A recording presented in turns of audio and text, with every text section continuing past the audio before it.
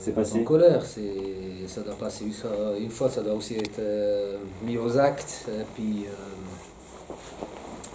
penser au match qui nous attend.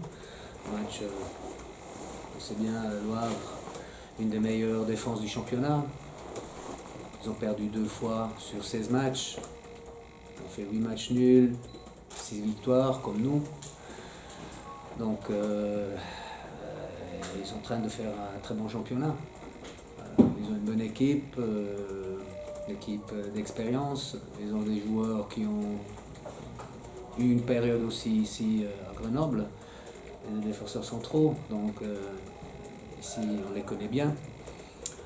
C'est une équipe qui va certainement venir ici avec ferme intention de faire des résultats, ça c'est clair.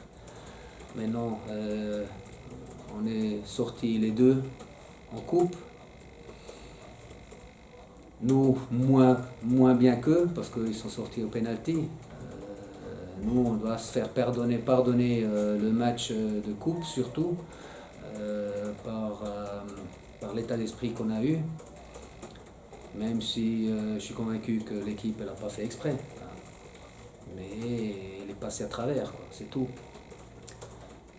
Et c'est dommage que le match soit à 9h du soir, parce que certainement un ou l'autre spectateur ne va pas venir au stade par l'heure, et naturellement aussi par ce qu'on a eu comme prestation en coupe. Mais j'espère et je souhaiterais que le public soit présent, parce que c'est le dernier match de l'année 2021 chez nous à la maison, et puis c'est un match qu'on aimerait bien vraiment finir en beauté avec si possible les 3 points. Et pour ça il faut aussi le 12e rang. Et vous attendez vous aussi une réaction de la part de vos joueurs après ce match de coupe? Vous voulez voir qu'ils sont capables de rebondir, de réagir, de montrer autre chose Moi je suis convaincu que l'équipe elle va vraiment être présente pour ce match, concentrée comme elle était aussi les derniers matchs ici à la maison. Donc avec le même état d'esprit, je suis convaincu qu'ils vont tout faire pour. Ils sont aussi conscients de la prestation qu'ils ont eue il y a une semaine en arrière. Mais on veut certainement finir en beauté ici au stade pour ce 2021. Et on sait bien qu'est-ce que ça veut dire avoir 3 points en plus comme objectif. C'est quelque chose qui fait très très bien au moral, encore une fois. Et ça nous permettrait aussi de voir les 2 derniers matchs qu'on aura à l'extérieur d'une autre façon. Est-ce que ton équipe aujourd'hui manque de caractère, manque de leader, manque peut-être de haine de la défaite? Mais on voit que quand il y a un ou l'autre joueur qui manque dans cette équipe, il y a tout de suite justement un manque de caractère. Donc on voit combien d'importance a Tonton.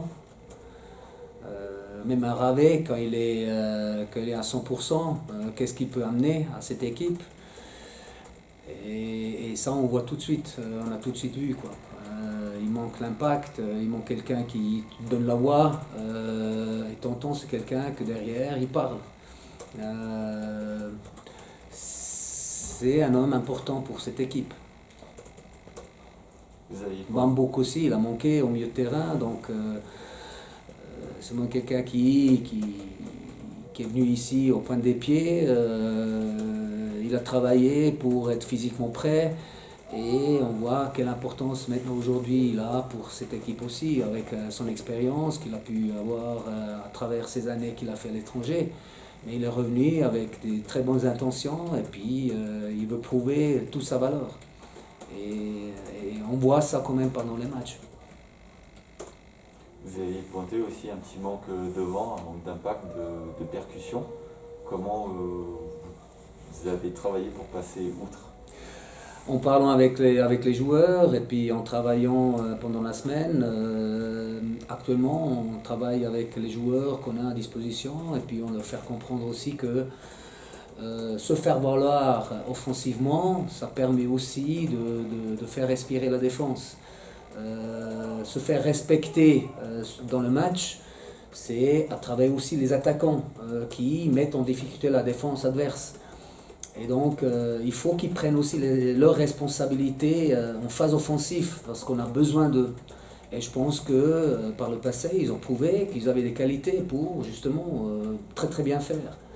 Il faut qu'ils aillent en pleine confiance, ils rentrent en pleine confiance dans ce match et qu'ils fassent se valoir, savoir garder le ballon, savoir remiser, savoir percuter un contre un, mettre justement cette pression à l'adversaire pour justement faire en sorte qu'eux, ils doivent aussi se poser la question s'ils veulent monter avec plusieurs joueurs ou qui disent c'est mieux rester défensivement en place parce que si on perd le ballon, il y a des attaquants qui vont nous faire mal.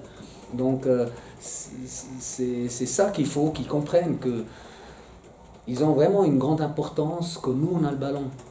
Savoir caler les ballons, savoir garder les ballons, savoir faire monter l'équipe, justement mettre vraiment la pression sur la défense adverse. Comment vous voyez justement ce match au Havre? Qu'est-ce qui va faire la différence? Mais c'est un match qui sera certainement serré parce qu'ils savent bien défendre, ils occupent bien les espaces défensivement, ils coulissent bien en fonction du ballon. Ils sont très compacts défensivement, donc il faut faire bouger et tout le bloc et toute l'équipe du Havre. Donc il faut avoir aussi beaucoup de patience. Si on ne trouve pas l'espace ou le trou devant, il faut avoir patience et pas forcer une passe qui ne va jamais arriver. Donc il faut savoir garder le ballon et savoir jouer au bon moment, le ballon en profondeur. Mais pour ça, il faut faire bouger l'équipe adverse. Et eux, il faut faire attention aux transitions parce qu'ils ont quand même des joueurs qui vont vite vers l'avant. Ils ont un Cornet qui a des bons coups francs, très, très dangereux. Les corners, les coups francs, c'est tout lui qui tire. Et il a quand même déjà fait un ou l'autre but sur coups francs. Donc il faut être vigilant derrière, pas leur laisser des coups francs tout près de nos 16 mètres. Même de plus loin, il est déjà dangereux. Donc imaginons-nous autour des 16 mètres. Donc il faut bien travailler défensivement, pas faire des fautes stupides autour des 16 mètres. Et puis essayer de garder quand même le bloc assez haut dans le match. Pas être trop bas dans notre jeu défensif. Est-ce que cette semaine vous avez un peu haussé le ton par rapport aux autres semaines ou pas? Non, on s'est parlé comme on fait en famille. Quand il y a quelque chose qui va pas ou qui va, on parle. Donc c'est ce qu'on a essayé de faire. C'est ce qu'on a essayé de faire aussi cette semaine, au début de semaine. On s'est regardé dans les yeux et on a bien clarifié la situation qu'il y a eu pendant le match de coupe. Et je pense que ils ont bien compris le message. Je pense pas qu'ils l'ont pas compris. Maintenant, c'est vrai que tout le monde a la volonté de montrer autre chose, de montrer un autre visage dans le match de demain. Et on sait bien qu'est-ce que ça veut dire justement faire un très bon match. Et puis surtout, plus que faire un bon match, c'est d'aller chercher la victoire. Il faut rentrer avec cette mentalité-là. Mais on sait bien que ce sera un match très serré, très difficile, comme tous les autres matchs qu'on a vécu ici dans ce championnat. Ça fait 5 mois que tu es là. Est-ce que quelque part c'est normal d'avoir encore un message à faire passer après cette durée-là? Oui, mais les messages, il faut toujours se répéter. Les théories ou les causeries avant match s'enchaînent. C'est souvent sur les mêmes mots aussi qu'on essaye de dire, comme les transitions. Je pense que depuis que je suis là, et j'ai toujours parlé de transition offensive, transition défensive, parce que c'est là qu'on fait la différence. Mais il faut la répéter, il faut le répéter, il ne faut pas l'oublier. Et donc, plus on leur dit, plus ça reste mémorisé. Et si on ne parle plus de quelque chose, on risque de l'oublier toujours. C'est pour ça, c'est des répétitions. Les causeries, c'est des répétitions. Donc, ça dépend après dans quelle manière on l'a dit. Des fois, on fait des dessins, des fois, on n'a pas besoin du dessin, des fois, on a une photo, un message avec une photo à donner. Et d'autres fois, il n'y a pas ça. Donc, il faut essayer d'être flexible dans ces circonstances-là. Mais les mots restent presque toujours les mêmes. Transition, compact, agressif, mentalité, etc., etc. C'est toujours les mêmes mots qui sortent, qui sortent dans une causerie. Il faut essayer de répéter, et comme on répète toujours les mêmes choses, les mêmes gestes aux entraînements, la répétition fait automatiser tout. Et donc c'est la même chose dans les causeries. Est-ce que vous n'avez pas peur, à force de répéter justement qu'il faut être compact, avoir une bonne assise justement, les joueurs se jouent peut-être plus avec le frein à main et se portent moins vers l'avant? Non, je pense pas que nous on parle que ce soit l'aspect défensif, que ce soit l'aspect offensif, on parle la même chose. Je sais que à travers une assise défensive importante, on risque de pouvoir se débloquer aussi offensivement. On peut de toute façon pas, on peut accompagner une phase offensive par tout le monde. Même avec le gardien qui va monter jusqu'au 16, à l'orée des 16 mètres, pour justement accompagner un petit peu la phase offensive. Après, il faut avoir justement des joueurs qui sont pas dans le moment d'une situation offensive qu'on a, et qui doivent déjà s'occuper en phase défensive. Si au cas où on perdrait le ballon, on doit déjà être placé pour pouvoir récupérer le ballon le plus rapidement possible, ou pour avoir la possibilité, où il est dégagé le ballon, de pouvoir le récupérer. Donc il y a des joueurs qui doivent pouvoir se concentrer après sur la phase offensive à 100%, parce qu'ils savent pertinemment que si je devrais perdre le ballon à ce moment-là, il n'y a pas de risque de prendre un but ou un contre. Et ça, c'est aussi important. Il faut avoir des joueurs qui peuvent vraiment se concentrer sur l'aspect offensif au moment où on fait justement cette action-là, parce qu'on sait on est couvert derrière. Et donc, il faut avoir cet équilibre offensif-défensif qui permet justement d'être serein. Si on attaque avec 8 joueurs, on perd le ballon, il n'y a que 2 encore derrière qui défendent, ça serait un grand risque. Donc, il faut avoir quand même cet équilibre-là. Mais je leur dis aussi justement assez souvent d'attaquer la zone 3, parce que dans la zone 3, je demande de prendre des risques. Là, il faut prendre des risques. Là, il faut avoir des 1 contre 1. Là, il faut faire frappe de but. Là, il faut attaquer le box.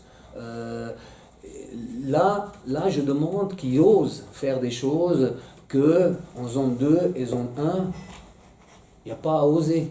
Il y a à prendre des mesures importantes, ça veut dire de ne pas prendre de risques, d'être simple dans le jeu, d'avoir peu de touches de ballon, de faire courir le ballon et l'adversaire.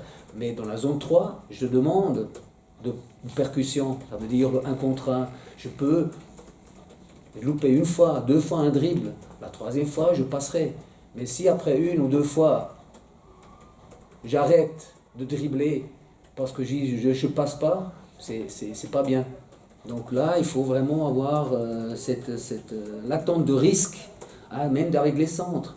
Avec les centres, il faut risquer, centrer devant le but. Mais il faut avoir aussi des joueurs qui sont dans le box. Et ça, c'est pour moi important. Prendre des risques en zone 3, c'est nécessaire. Donc, les frappes de 25 mètres, il faut prendre ce risque de frapper à 25 mètres. Il y a une déviation qui se fait, surtout qu'on a des joueurs qui ont des bonnes frappes. C'est un aspect que vous travaillez, ça, à l'entraînement, les frappes notamment. Sur les derniers matchs, ça n'a pas forcément été très... il n'y a pas eu beaucoup déjà, puis les frappes qu'il y a eu n'ont pas forcément été très... On les entraîne toujours pendant les oppositions qu'on a dans le match, ou par exemple quand on fait des jeux réduits. Hein. Les jeux réduits, c'est pas là où il faut dribbler 100 fois. Les jeux réduits, c'est toujours possibilité de frappe, il faut frapper. Donc il n'y a pas une deuxième possibilité de frappe. C'est quand j'ai la possibilité de frapper, il faut prendre cette responsabilité de frapper au but. C'est pas encore chercher une petite passe, etc. etc. Donc, c'est un manque de confiance, du coup, plus qu'un manque technique sur cet aspect-là des frappes plus précisément. Oui, absolument. Je pense que c'est important de comprendre quand même qu'est-ce que ça veut dire autour des 16 mètres, avoir la possibilité de frapper au but. On travaille à la fin, ce qui compte, c'est de faire des buts. On gagne des matchs en faisant des buts. C'est clair que aussi, en pas prenant des buts, en pas prendre de buts, ça veut dire que tu fais match nul. Mais si tu veux gagner un match, il faut marquer des buts. Et un but, ça suffit parfois, et conserver. Et un but, ça suffit, mais c'est vrai que on n'a pas toujours la chance de gagner un 0. On l'a fait plusieurs fois cette saison. Mais c'est vrai que pouvoir marquer des buts, ça permet aussi justement de se soulager un petit peu la défense, parce qu'elle serait un petit peu plus sereine. Si la défense, elle sait, oui, pour marquer un but, il faut faire beaucoup pour marquer un but. Nous, on ne doit pas prendre de but, parce que sinon, on risque de perdre le match. C'est pas bien non plus, non. Donc, avoir une assurance devant de joueurs qui savent à tout moment marquer des buts permet aussi à la défense, à la charnière défensive, d'être plus serein quand même. Parce qu'il n'y a pas cette pression où on ne va pas prendre de but, on ne peut pas prendre de but.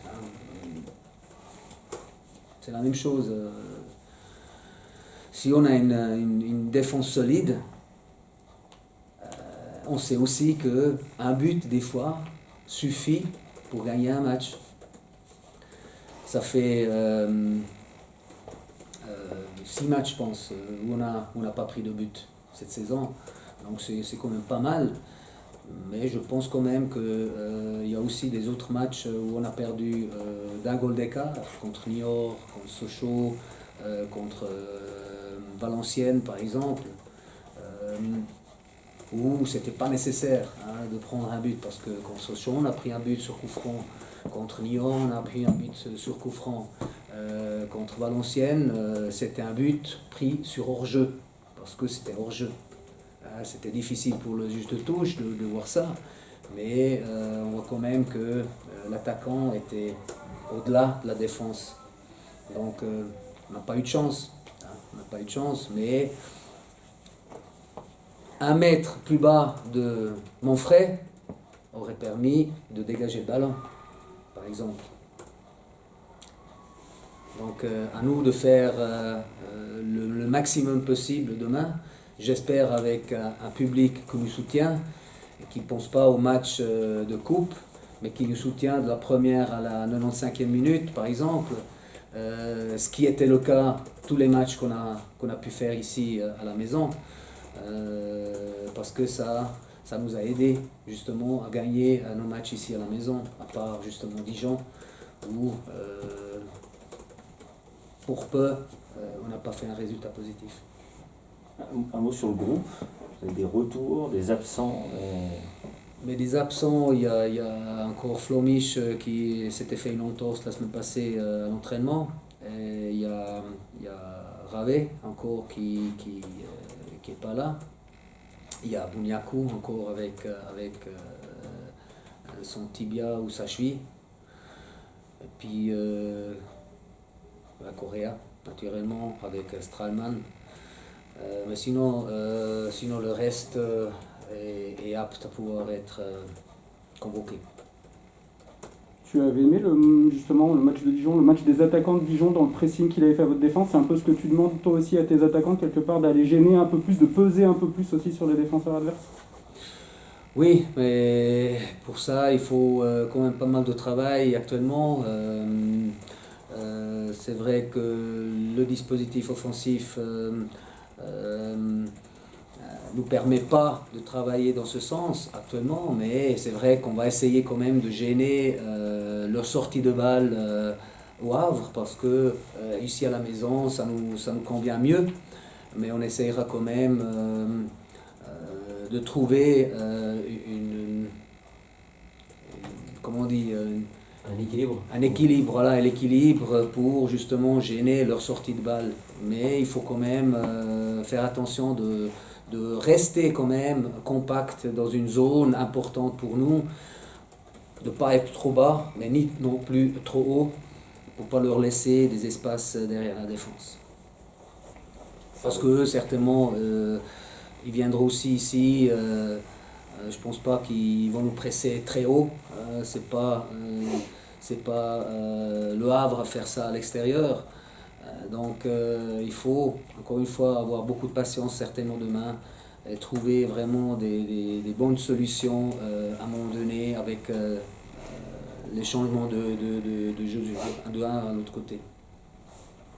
Vous avez retrouvé Brice Maubleu qui va être éligible pour le match. Esteban Sales sort de bonnes prestations dernièrement. Est-ce que est-ce que ça vous travaille un peu? Est-ce que vous avez la question en ce moment quand vous cochez les noms sur la feuille de match? Non, là c'est bien clair que Brice c'est notre gardien numéro 1. Je vois pas pourquoi ça devrait pas être comme ça. Je pense que lui, cette saison, il était très régulier. Il a fait des très bonnes prestations. Il est très calme. J'aime bien les deux gardiens. Hein.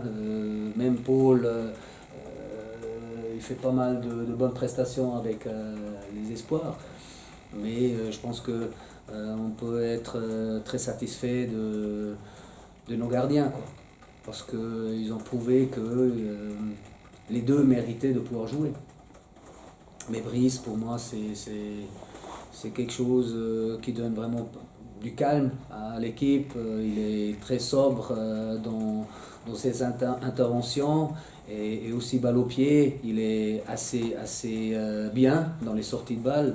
Donc c'est pour ça que je demande à lui de travailler aussi sur ça, parce qu'il a les qualités techniques nécessaires pour justement sortir depuis derrière.